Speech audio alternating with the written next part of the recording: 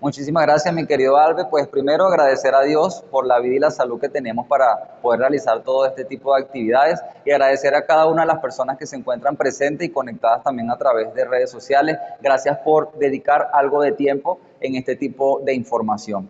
El día de hoy vamos a abordar un tema que es bastante delicado en el sentido de que genera mucho malestar a nivel social, a nivel familiar, y la idea es avanzar en el tema de la prevención. Lo que queremos fundamentalmente es garantizar la prevención, evitar perder más vidas por esta situación. Una de las motivaciones personales por las que estamos haciendo estas actividades es porque lamentablemente hemos presenciado varias muertes causadas por suicidio en nuestro municipio, incluyendo personas de la edad de la adolescencia, 12, 13 años, también tenemos adultos mayores. Entonces hemos notado con preocupación cómo ha incrementado la incidencia de estos casos. Entonces por eso vemos la necesidad de abordar este tema.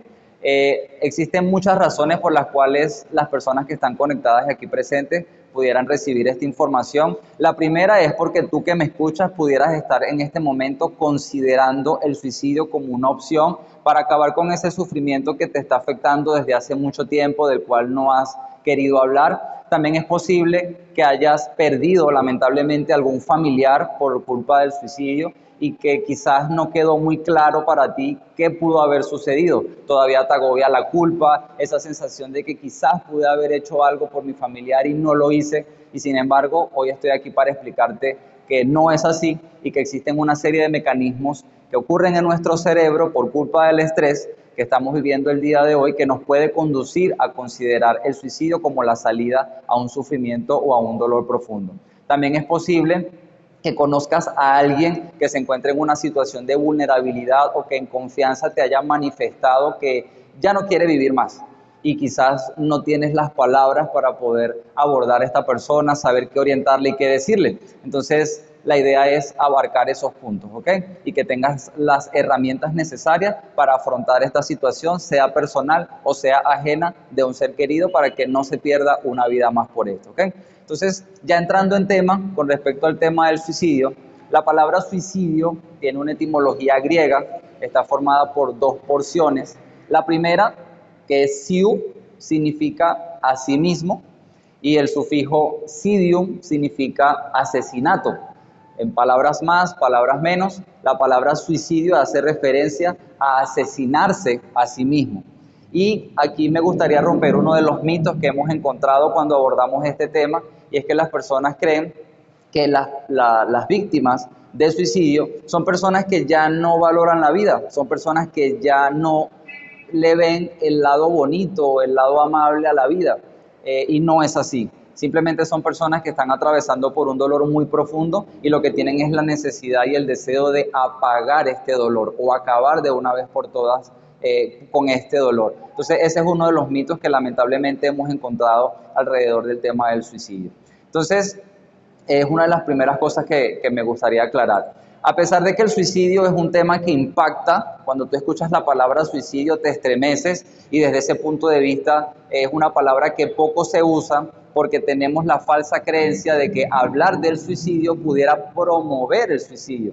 Y por eso cuando te encuentras ante una persona que en confianza te ha manifestado, oye, me siento triste, me siento decaído, no quiero hacer lo que me gusta, tú en ese momento pudieras considerar la posibilidad de que ese amigo tiene la ideación suicida, pero no te atreves a preguntarle directamente: Pedro, Juan, Gabriel, ¿estás pensando en suicidarte? ¿Estás pensando en acabar en tu vida? Entonces tenemos la falsa creencia de que mencionar la palabra o decirlo va a motivar a nuestro compañero al suicidio, y es todo lo contrario. El hecho de conversarlo le hace sentir la confianza de poder abrirse y manifestarnos lo que está sintiendo. Y a pesar de que es un concepto que se asocia con el dolor, profundizando desde el punto de vista médico, para que tengan un poco más claro, en nuestro cuerpo ocurren procesos de suicidio todos los días. Les voy a colocar un ejemplo. Nosotros tenemos un mecanismo en nuestro cuerpo que se llama apoptosis.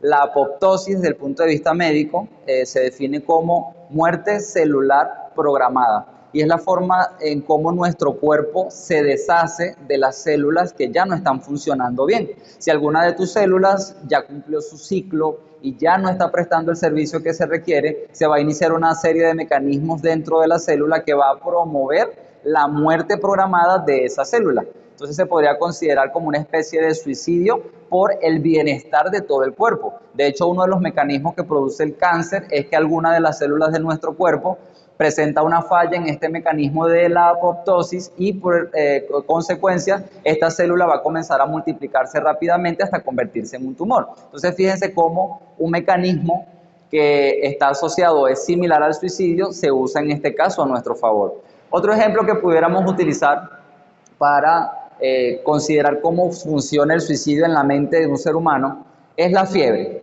Cuando nosotros atravesamos por un proceso infeccioso, gripe, infección de vías urinarias, cualquier tipo de infección, se van a liberar sustancias químicas en nuestro cuerpo que van a influir en un centro regulador de nuestro cerebro llamado hipotálamo. El hipotálamo es el centro regulador de muchas funciones en nuestro cuerpo, incluyendo el control de la temperatura. Pues cuando tenemos una infección, estas sustancias bioquímicas llegan al centro regulador que es el hipotálamo, producen una disfunción y en consecuencia el hipotálamo ya no puede mantener la temperatura de nuestro cuerpo dentro de rangos normales y se eleva la temperatura. Es cuando aparece la fiebre y esta fiebre pudiera llegar hasta los 41 grados, por ejemplo. Pero a pesar de que es un mecanismo diseñado para resolver un problema, va a traer consecuencias negativas a nuestro cuerpo. Por ejemplo, si se trata de un paciente muy pequeño, un paciente pediátrico de 5 o 3 añitos que presenta fiebre, puede desarrollar convulsión. Si este paciente presenta fiebre durante días consecutivos y no se hidrata bien, puede presentar deshidratación. Entonces, fíjense cómo un mecanismo que inicialmente está diseñado para beneficiarnos, porque nuestro cuerpo a través de la elevación de la temperatura quiere deshacerse de ese virus o de esa bacteria que nos está afectando, termina siendo contraproducente. Lo mismo ocurre en la mente de un paciente suicida. Este paciente tiene un dolor muy profundo y crea un mecanismo diseñado para eliminar ese sufrimiento. El problema es que el proceso a través del cual quiere eliminar el sufrimiento es acabando con el cuerpo que lo posee, es acabar consigo mismo. Entonces es una medida desesperada de nuestro cerebro para intentar acabar con ese dolor. Entonces es un intento de mejorar las cosas, pero a diferencia de un computador, que tú lo reinicias, lo apagas y lo vuelves a encender, si tiene un virus o una alteración en su funcionamiento y se vuelve a restaurar, nuestro cuerpo no tiene esa capacidad. Una vez que te desconectas ya no puedes regresar. Entonces por eso queremos hacer tanto énfasis en el tema de la prevención del suicidio. Para abordar este tema de una forma bastante sencilla, traigo para ustedes algunas preguntas para a través de la respuesta poder entender qué ocurre con respecto al tema del suicidio. La primera pregunta que traigo para ustedes es ¿por qué debemos hablar del tema del suicidio? Y traigo para ustedes algunos datos estadísticos para que nos quede muy claro por qué es tan relevante este tema a pesar de que no lo vemos con tanta frecuencia, por ejemplo, en redes sociales o en medios de comunicación. Uno de los primeros detalles de por qué debemos hablar de este tema es por la cantidad de personas que perdemos diaria, anualmente, por culpa del suicidio. La tasa actual de suicidio en el mundo, según la Organización Mundial de la Salud, es de aproximadamente 720,000 personas al año. Eso equivale en promedio a aproximadamente unas 2,000 personas al día. Y si este número no es suficientemente significativo, vamos a incrementarle a este valor las personas que lo intentan y no logran el suicidio. Entonces, si tenemos 2,000 personas que se suicidan diariamente y le sumamos un 50% más de intentos, estamos hablando de 3,000 personas afectadas diariamente por el tema del suicidio. Solamente en Estados Unidos tenemos un costo promedio de aproximadamente 510,000 millones de dólares al año. Es el costo promedio que genera el suicidio, solamente en Estados Unidos, no estamos considerando el resto de los países del mundo. ¿De dónde vienen estos costos? Primero, de los costos de los servicios de salud que se involucran en intentar rescatar a los pacientes con intento de suicidio.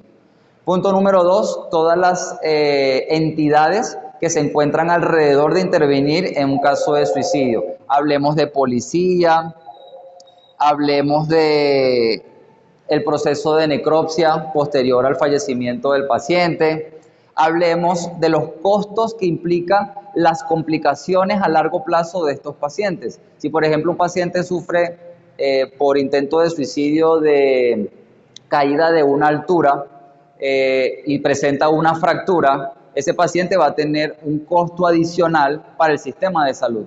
Entonces, este es otro dato que nos obliga a hablar de este tema.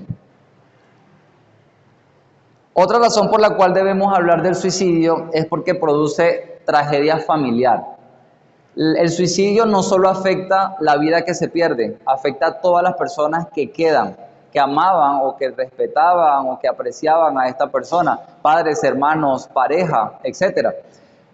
Lamentablemente, más de la mitad de los familiares de un paciente que muere por suicidio tiene mayor riesgo de depresión, mayor riesgo de intento de suicidio, mayor riesgo de presentar un duelo de difícil manejo, y eso en consecuencia va a generar mayor costo al sistema de salud y mayor patología mental en nuestra sociedad. También se ha encontrado que, por ejemplo, cuando se trata del suicidio de un adolescente, las parejas se separan porque no soportan estar en convivencia con esa persona que constantemente les recuerda esa pérdida. Entonces, por eso también es necesario hablar del suicidio.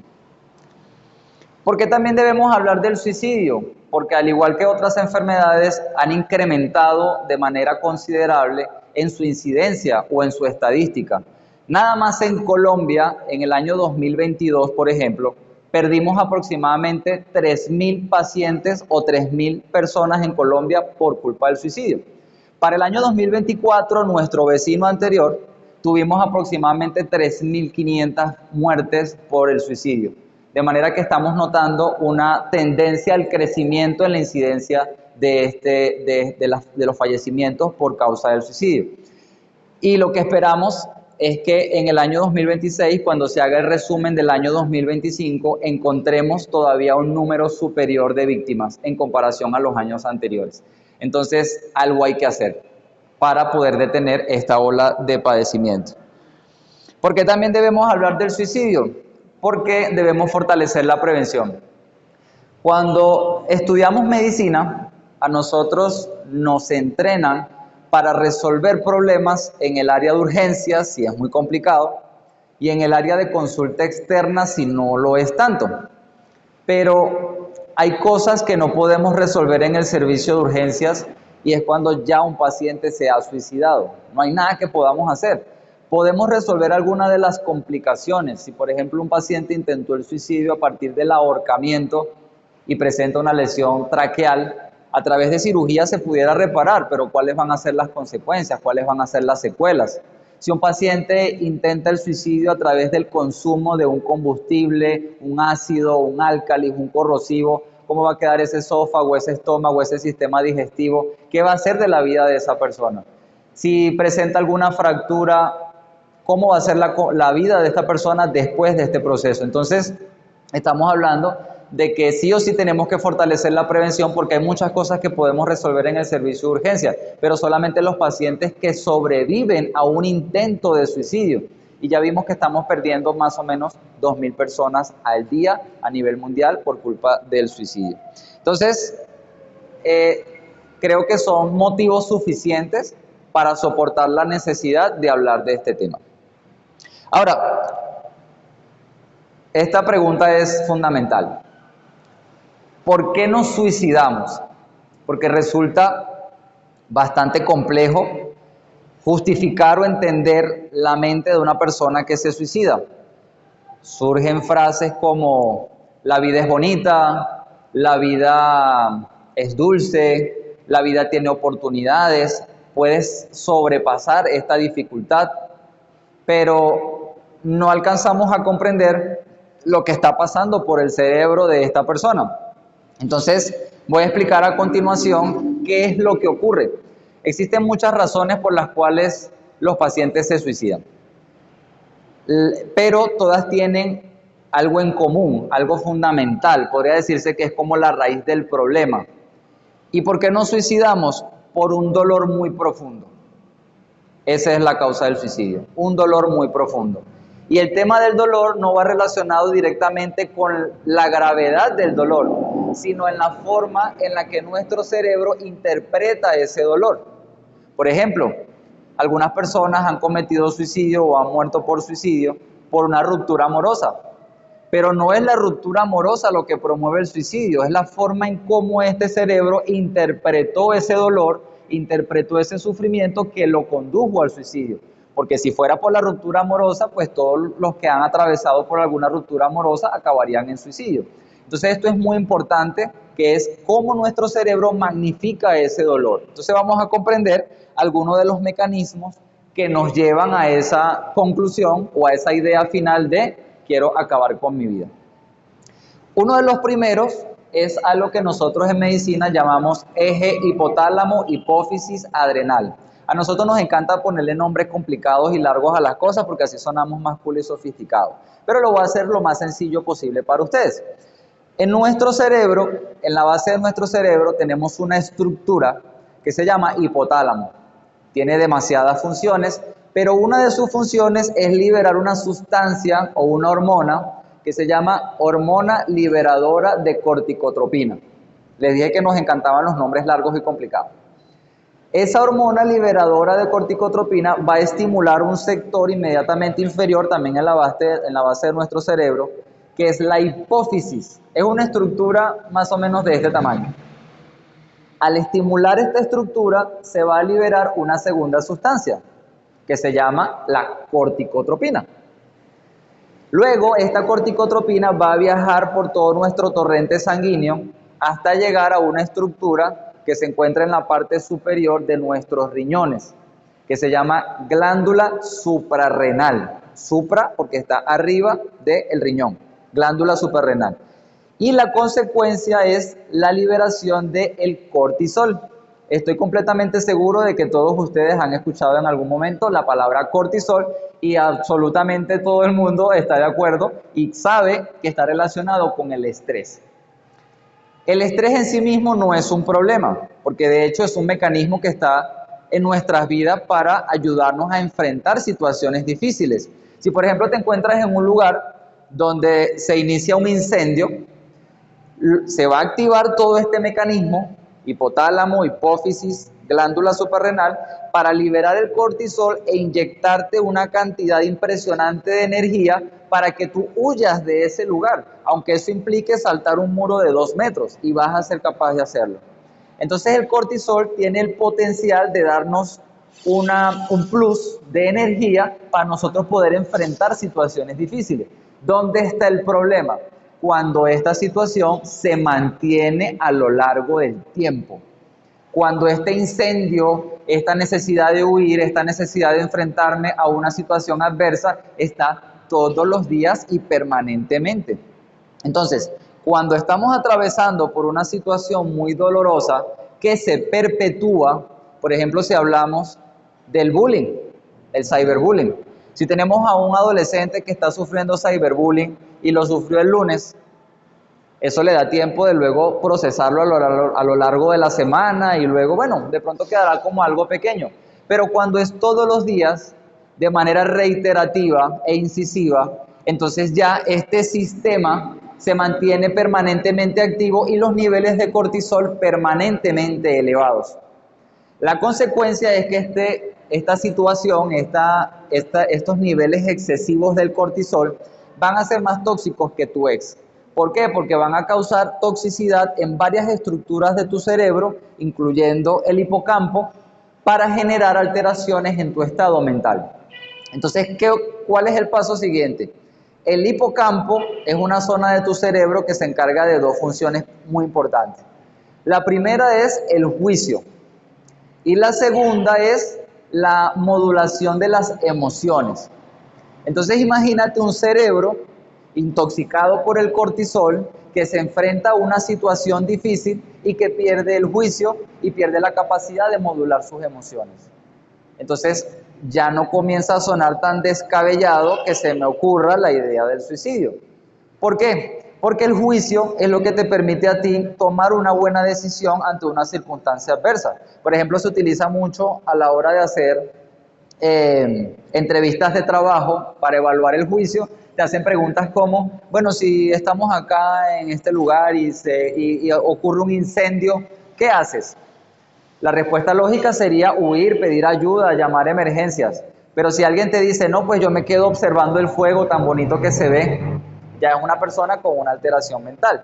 Asimismo, con respecto al tema de las emociones, es posible que podamos enojarnos ante una situación que nos molesta, pero entre la molestia y el poder yo exagerar la respuesta o molestarme, gritar, arrojar objetos, esa modulación se pierde a partir de la intoxicación por la culpa del cortisol elevado constantemente. Entonces, cuando pensamos en el suicidio, no estamos hablando de una decisión racional, estamos hablando de la decisión de un cerebro enfermo. Y por eso hay un mensaje clave que quisiera llevar para ti, que en este momento pudieras estar considerando el suicidio, es que es un pensamiento que surge a partir de un cerebro enfermo. Y que como un cerebro enfermo, así como cualquier otra enfermedad, se puede curar y se puede resolver, y ya te voy a hablar sobre cómo podemos resolverlo.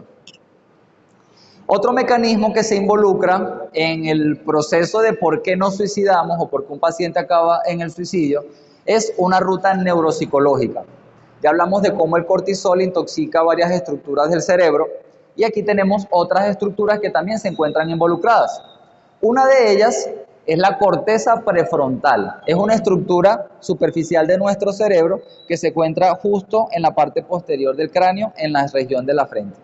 La corteza prefrontal es como el freno de mano de un vehículo. Si tú, por ejemplo, necesitas frenar, con el freno de mano es algo para detenerte inmediatamente. Si, por ejemplo, un paciente se encuentra ante una situación de estrés y está pensando en el suicidio o considerando que ya no desea vivir, ha perdido el freno de mano que le dice, espera, detente, hay por qué luchar, hay por qué vivir, hay por qué continuar, ¿sí? Esa es una de las funciones que se pierde a partir de la intoxicación por el cortisol a nivel de la corteza prefrontal.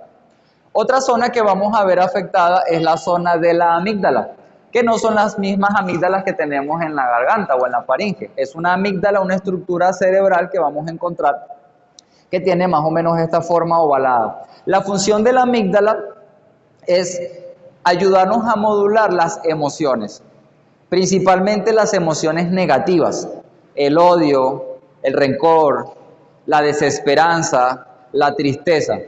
Cuando el cortisol afecta a la amígdala pierde la capacidad de controlar o regular estas emociones. Entonces vamos a experimentar con mayor intensidad estos sentimientos. Entonces, si una situación normalmente te causa tristeza, la inhibición de la amígdala hará que esa tristeza se incremente por 10. Si estabas en una situación de desesperanza, la amígdala alterada va a permitir que esa desesperanza se eleve hacia 10. Y de esa forma se exageran los sentimientos o las emociones negativas de los pacientes que acaban en el suicidio. La tercera estructura que encontramos acá es el hipocampo y también el sistema límbico, que es el sistema que también se encarga de rescatar los recuerdos positivos, esos pensamientos de yo puedo sobrellevar esta situación, yo puedo recuperarme de este problema, se encuentra apagado porque se encuentra afectado el hipocampo.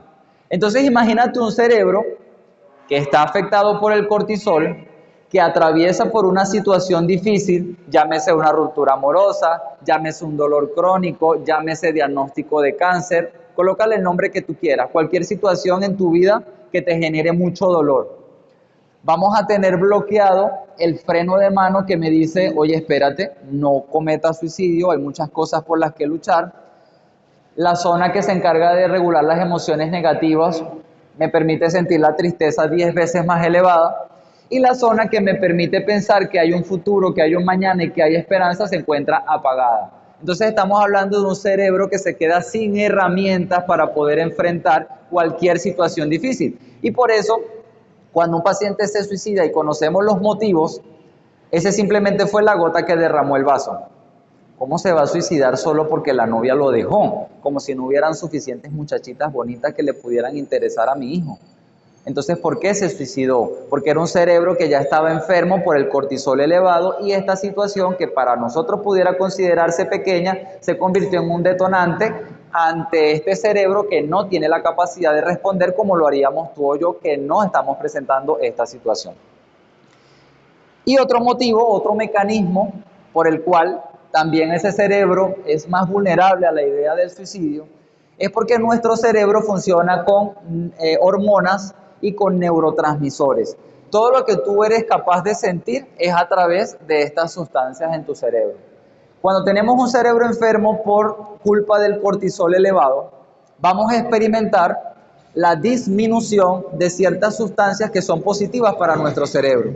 Una de ellas es la serotonina, otra es la noradrenalina, otra es la dopamina y por último el factor neurotrófico derivado del cerebro. ¿Sí ven que suena bastante chévere cuando el nombre es complicado? Pero lo podemos abreviar como BDNF. Todas estas sustancias que acabo de mencionar están involucrados en tu capacidad de experimentar el placer. Cuando tú te comes un helado y dices, qué rico está este helado, logras experimentar esa sensación de placer gracias a estas hormonas. Pero cuando eres un paciente intoxicado por los niveles de cortisol excesivamente elevados, pierdes la capacidad de experimentar placer por ese helado que te estás comiendo. Y es lo que lleva a estas personas a no poder experimentar felicidad. Y por eso encontramos el suicidio en personas que aparentemente para nosotros son felices. Hemos visto el suicidio en cantantes, actores, profesionales, sobre todo profesionales de la salud. Lamentablemente la estadística del suicidio es mayor en el área de la salud que en otras profesiones. Entonces son personas que a nuestra perspectiva tienen todo lo que necesitan. Tienen fama, tienen dinero, tienen reconocimiento, tienen una linda familia, tienen una vida espectacular. ¿Cómo es que no son capaces de disfrutar eso? Tan sencillo como que su cerebro está intoxicado por cortisol, se encuentran bloqueadas todas las sustancias que le permiten sentir placer, felicidad y una emoción positiva. Si me regalan algo el día de San Valentín, wow, qué lindo, gracias mi amor, qué lindo te quedó esta comida, gracias por la rosa, pierde la capacidad. Y son estas personas que tienen ese semblante decaído de que nada es capaz de hacerme feliz.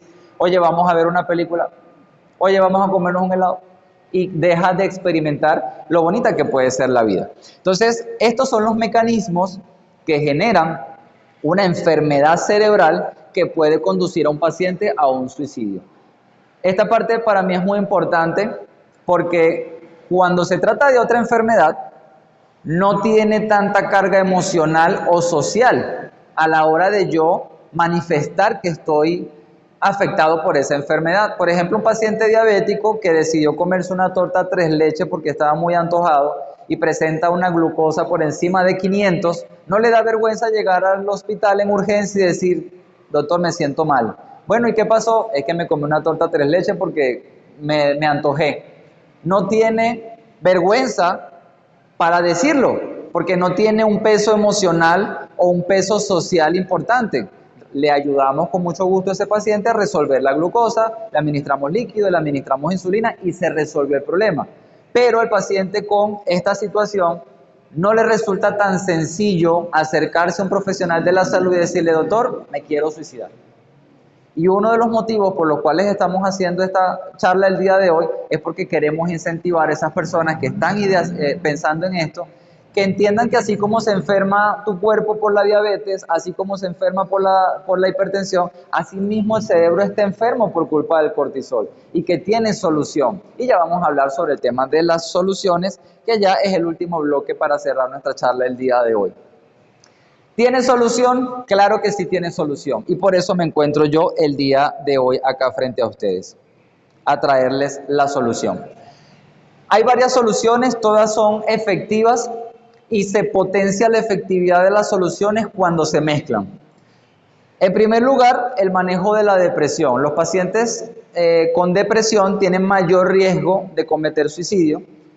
No quiere decir que si estás deprimido automáticamente eres candidato al suicidio, porque no todos los pacientes deprimidos se suicidan, así como no todos los pacientes que se suicidan presentaban depresión. A veces son personas que anteriormente nunca, o sea, nunca habían experimentado o manifestado esta situación, no están en tratamiento y ¡pum!, se suicidan. Entonces, si estamos hablando de un paciente con diagnóstico profesional de depresión, que no es lo mismo que simplemente estar triste, con un diagnóstico profesional de depresión, este paciente se beneficia de medicamentos para resolver esa emoción negativa que te está acompañando, esa tristeza, esa desesperanza. ¿Y cómo lo vamos a hacer? A través de la administración de medicamentos. Pero también vuelve el tema tabú, el tema del peso emocional que implica consumir medicamentos y yo ser capaz de decir, tomo medicamentos antidepresivos. ¿Qué van a hacer los medicamentos antidepresivos? Van a revertir toda la cascada bioquímica que te acabo de explicar. Va a hacer que los niveles de serotonina, noradrenalina, dopamina, todas estas sustancias incrementen sus niveles en tu cerebro y que tú puedas recuperar la capacidad de emocionarte por un abrazo y de disfrutar el sabor de un helado. Entonces, la invitación es que si ya tienes diagnóstico de depresión, continúes con el tratamiento, no interrumpas el tratamiento, porque así como a una persona no le da vergüenza tomar acetaminofén para resolver el malestar o la fiebre, tampoco tiene por qué darte a ti vergüenza tomar medicamentos para la depresión o antidepresivos. No te hacen dependiente, simplemente te vamos a ayudar a regular tu estado de ánimo mientras se resuelve el centro del problema. Entonces, la primera solución que traigo para ustedes es que los pacientes que ya cuentan con diagnóstico de depresión reciban tratamiento farmacológico antidepresivo y sean adherentes a él. Este segundo tratamiento es más económico y más fácil de administrar, es el ejercicio físico. Es increíble la cantidad de beneficios que tiene el ejercicio físico, hoy en día hay demasiados estudios al respecto, y el órgano que más se beneficia del ejercicio va a ser nuestro cerebro. Pero si yo tuviera que prescribirles en una fórmula médica el ejercicio, diría actividad física regular acorde a su capacidad cardiopulmonar, aproximadamente 30 a 45 minutos, por lo menos 3 veces por semana. Que eso lo puedes lograr subiendo la loma hasta tu casa. No necesitas inscribirte en un gimnasio, si lo puedes hacer chévere porque estás en un ambiente donde todas las personas que te acompañan están animadas contigo para hacer ejercicio, eso te motiva, te entusiasma, chévere. Pero no es necesario, porque a veces colocamos esa barrera. Mañana comienzo el gimnasio. No, la semana que viene te juro que comienzo el gimnasio. Entonces, cualquier actividad física que tú puedas hacer desde caminar, imagínate que te estás orinando y caminas rapidito hasta tu casa cada vez que regreses del trabajo y ese puede ser un buen mecanismo para resolver el tema de la depresión y el riesgo del suicidio. El efecto del ejercicio en tu cerebro va a ser similar al de los medicamentos antidepresivos. Van a disminuir los niveles de cortisol y van a incrementar los niveles de serotonina, dopamina y noradrenalina. Este es uno de los tratamientos más difíciles de administrar hoy en día y es un sueño reparador. Si yo pudiera pedirle a todos que levanten la mano para que me indiquen cuántos de ustedes realmente sienten que duermen y descansan en la noche, seguramente muy pocos van a levantar la mano. Un sueño reparador se caracteriza por un sueño profundo y el sueño profundo dura aproximadamente 10 a 20 minutos durante toda la noche. El sueño tiene varios ciclos. Tú puedes acostarte a las 9 de la mañana, a las 9 de la noche, perdón, y puedes alcanzar el sueño profundo a las 2 de la mañana y tener ese sueño profundo de 2 a 3 de la mañana. Y ese va a ser tu sueño reparador. Pero actualmente tenemos demasiados distractores para el sueño, comenzando por el dispositivo móvil, el televisor en la casa, las preocupaciones, la pensadera de la noche. Lo cierto es que cuanto menos duermes, mayor riesgo vas a tener de depresión y también se incrementa muchísimo el riesgo de suicidio. Así que la segunda fórmula que tengo para ustedes, la tercera, sería el sueño reparador. El sueño reparador lo podemos lograr a través de higiene del sueño. También lamentablemente por esta situación estamos observando un consumo excesivo de medicamentos para dormir y muchos pacientes se lo están autorrecetando. Entonces, por favor, ojo con esto. Si tienen problemas para dormir, acudan al médico para resolver el problema, ¿ok? Esta es una de mis favoritas, la terapia cognitivo-conductual. Estamos hablando ya en el área psicológica, la terapia que va a ser un especialista en esta área. Te voy a explicar brevemente la terapia cognitivo-conductual porque tú puedes ir entrenándola conforme acudes al área de salud mental. La terapia cognitivo-conductual vamos a separarla con dos palabras. La palabra cognitivo tiene que ver con la mente, el pensamiento. Y la palabra conductual hace referencia a mi comportamiento. Pues, ¿qué se ha demostrado y por qué existe esta terapia? Se ha demostrado que tus pensamientos te llevan a experimentar sentimientos o emociones y estos sentimientos o emociones te llevan a tomar acciones. Entonces, si por ejemplo tú tienes en tu pensamiento la frase, soy un inútil, ese pensamiento, esa parte cognitiva, te puede hacer experimentar sentimientos de tristeza, de vulnerabilidad o de enojo, y en consecuencia no te atreves a hacer lo que habías planificado hacer. Entonces fíjate cómo este pensamiento causa modificaciones en tus emociones y en consecuencia en tus acciones. Entonces en la terapia cognitivo-conductual, junto con el terapeuta, van a llegar a esas frases detonantes que se encuentran en tus pensamientos cada vez que te encuentras ante una situación difícil. No soy suficiente, no soy capaz, soy bruto, soy inútil, soy feo. Todas estas frases que puedan estar contaminando tu cerebro para comenzar a analizarlas. Y no se trata de simplemente piensa positivo. Antes pensaba que era feo, ahora simplemente voy a pensar que soy bonito. No, es hacer un análisis consciente de cada una de esas frases negativas que tienes en tu pensamiento. Por ejemplo, volvemos al ejemplo de soy un inútil. Vamos a analizar brevemente. ¿Qué es ser un inútil? Una persona que no es útil o no sirve. Pero entonces si yo te pregunto, ¿eres capaz de levantarte de tu cama? Bueno, sí, eres útil para levantarte de la cama. ¿Eres capaz de darte una ducha? Sí, eres útil para darte una ducha. ¿Puedes abrazar a alguien? Sí, eres útil para abrazar a alguien. Y comenzamos a evaluar conscientemente el sustento de esa frase que tienes en tu cabeza. Y cuando comienzas a analizarla profundamente, te das cuenta de que era una mentira.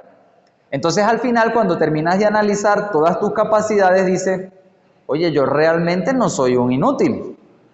Pero porque hiciste conciencia de eso, no simplemente porque te paraste frente al espejo y dijiste, no soy un inútil, no soy un inútil, no soy un inútil. No, es analizar conscientemente por qué no eres un inútil. Y una vez que cambias esa frase en tu cabeza, ese pensamiento, entonces la consecuencia es que vas a sentir una emoción distinta.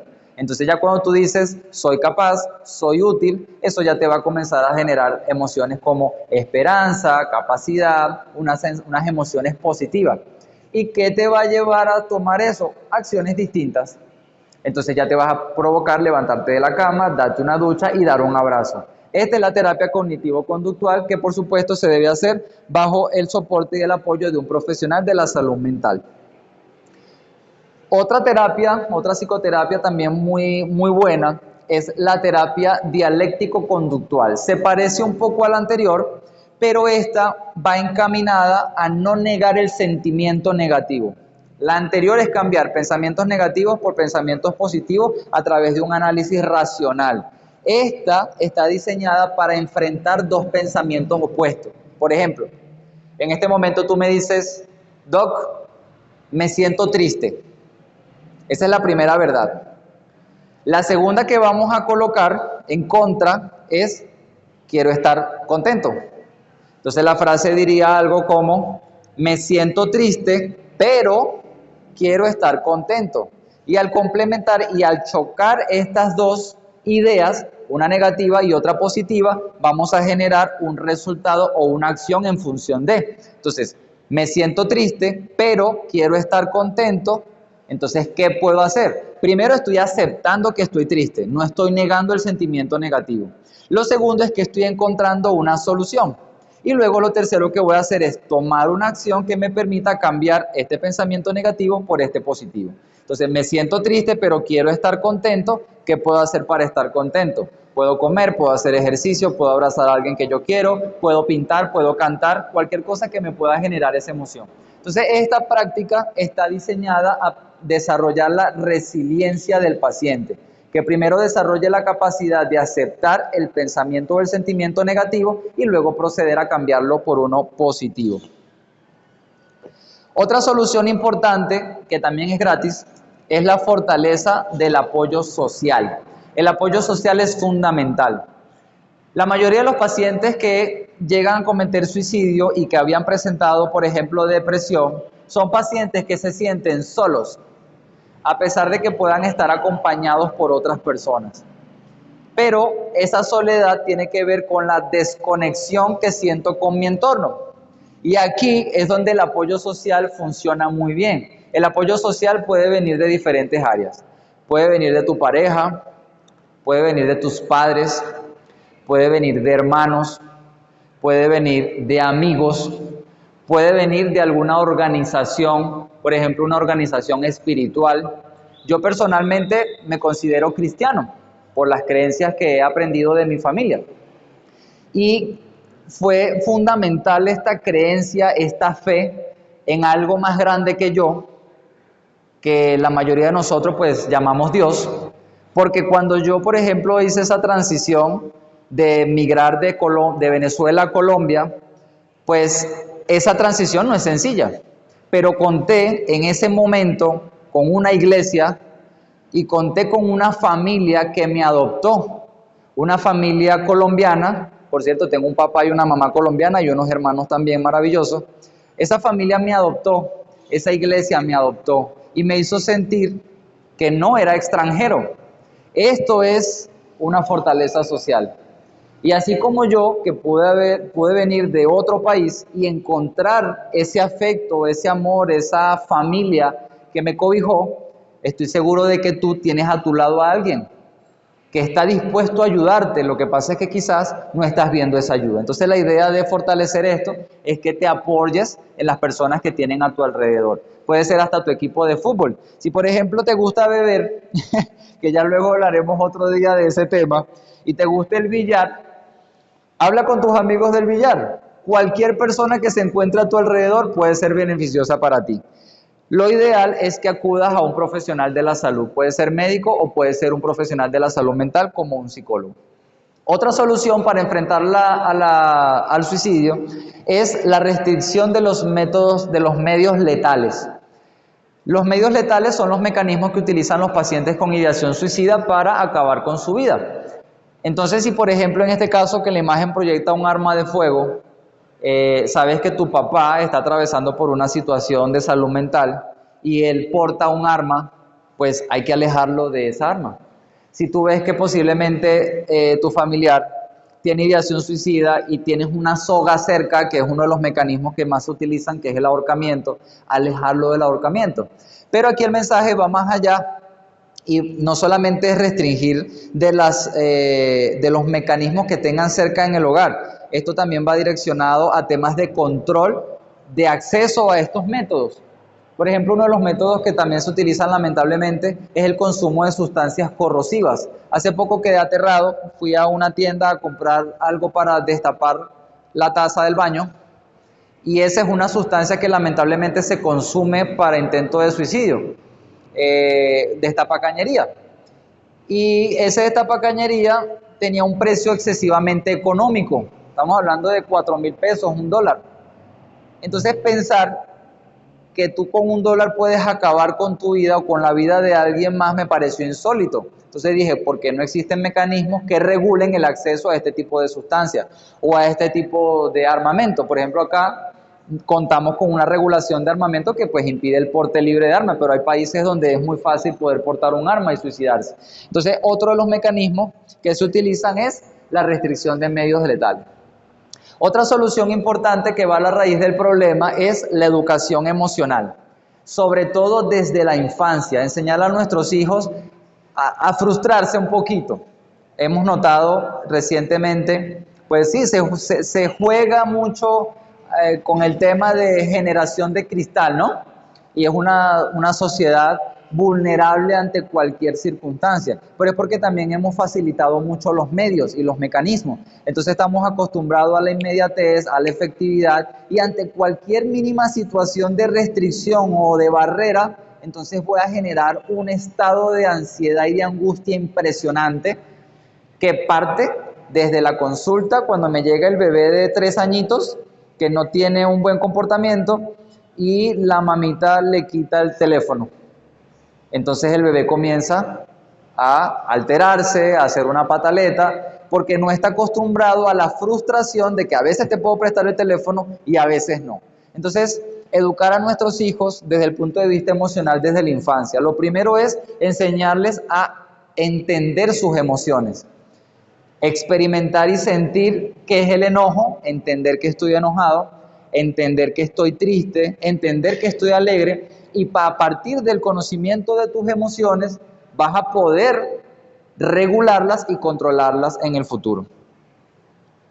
Por ejemplo, hoy conversaba con Albert precisamente antes de iniciar el proceso, y él me comentaba que alguien le comentó, valga la redundancia, que a esa persona decía: me enseñaron a trabajar, me enseñaron a amarrarme los zapatos, me enseñaron a cepillarme, a levantarme temprano, pero ¿en qué momento me enseñaron a entender mis emociones y en qué momento me enseñaron a controlar mis impulsos? Entonces, educación emocional desde la infancia. Y ya por último, el seguimiento de las crisis. Cuando un paciente sobrevive al intento de suicidio, tiene un 50% de probabilidad de volver a intentarlo cuando no se hace un seguimiento. Entonces, entender que así como un paciente que atraviesa por la hipertensión o la diabetes y que va a tener un acompañamiento médico por el resto de su vida para mantener la enfermedad controlada, lo mismo ocurre con la salud mental. Entonces, si tú fuiste un paciente que atravesaste por un proceso de salud mental, no lo interrumpas. Puede que en este momento te sientas mejor, pero al interrumpirlo estás incrementando el riesgo de recaídas. Desde el punto de vista del área social, nosotros haremos un esfuerzo por garantizar que tú tengas acceso a tus consultas de seguimiento, que tengas acceso a los medicamentos antidepresivos, pero también necesitamos de tu compromiso para asistir a las consultas y mantener ese control. Es muy frecuente encontrar a pacientes que dicen: sí, yo alguna vez tuve depresión, tuve tratamiento, me levanté, todo continuó muy bien, pero interrumpí el tratamiento y por eso me encuentro hoy con un segundo intento de suicidio. Y para ustedes tengo esta frase final, para que sepan que no estamos solos. Comparto con ustedes de la Biblia el Salmos 34, versículo 18, de la versión Dios habla hoy, que dice lo siguiente: el Señor, refiriéndose a Dios, está cerca para salvar a los que tienen el corazón hecho pedazos y han perdido la esperanza. El mensaje aquí es que hay alguien que está cerca de ti. En este momento se trata de Dios, también puede tratarse de un médico, también puede tratarse de una persona que tengas a tu lado, de tu pareja, de tu familia. Dios se puede manifestar en tu vida de muchas formas. Y este es el mensaje: no estás solo. Y aquí la Biblia parte del hecho de que vamos en algún momento a tener el corazón hecho pedazos. Y vamos en algún momento a haber perdido la esperanza. Pero, ¿qué crees? Dios está cerca de ti y cuentas a tu alrededor con muchas personas cerca de ti que están dispuestas a ayudarte y a fortalecerte para que puedas salir de este proceso.